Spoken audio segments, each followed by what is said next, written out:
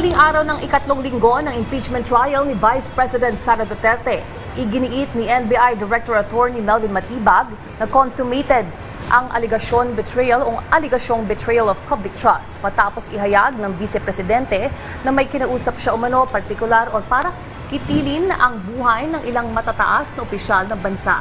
Yan ang ulat ni Bernard Ferrer live. Bernard? Yes, ay sa ika-siyam na araw ng impeachment trial, Vice President Sara Duterte muling sumalang sa witness stand si NBI Director Attorney Melvin Matibag. Dito, piniliwanag niya ang umano'y betrayal of public trust ng Vice Presidente sa naging pahayag nito laban sa Pangulo. Public trust was already been consummated. Yan ang tahasang pahayag ni NBI Director Attorney Melvin Matibag matapos umano aminin ni Vice President Sara Duterte na may kinausap siya para umano patayin sina Pangulong Ferdinand R. Marcos Jr., First Lady Liza Araneta Marcos at dating House Speaker Martin Romualdez. Tugon din ito ni Matibag sa tanong ng depensa kung maghahain pa rin ba ng impeachment complaint laban sa pangalawang pinakamataas opisyal ng bansa sakaling mapatunayan ng NBI na nagkaroon ng betrayal of public trust. There is already an admission that she contracted a killer, a mamamatay tao or assassin, to kill the president. And that itself is already an admission. At sinabi pa niya, pumayag na yung kinausap kong mamamatay tao. That constitutes betrayal of public trust. Why? Because the oath of office of the president, sabi niya, she will execute the law and do justice to every man. So, pag nagbalak kang pumatay at ginawa mo yan, that is no justice to everyone. It's not execute the law. Execute the president yung gusto mong gawin dyan. Sinubukan naman ng depensa na ipabura sa records ng impeachment court ang pahayag ni Matibag. The motion to strike off is denied. Let the answer of the witness remain in the records.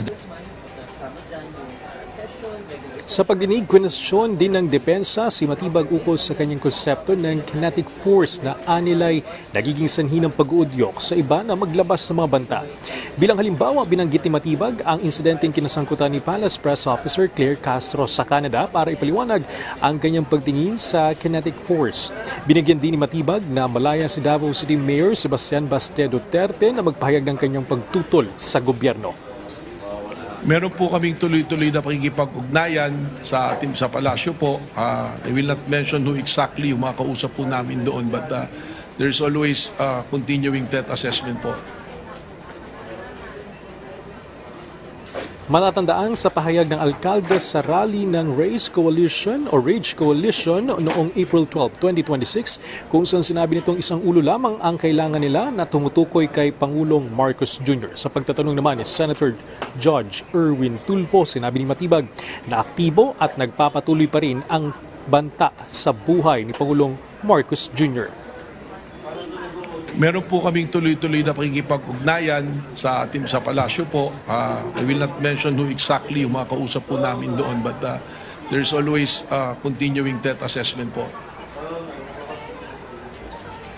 Isinawalat ni Matibag na kasama sa kanilang iniimbestigahan ang posibilidad na ang umano'y kinontratang assassin ni Vice President Duterte ay mula sa Vice Presidential Security and Protection Group o VPSPG. Ayon kay Matibag, may 20 individual ang kasalukuyang sakop ng kanilang investigasyon.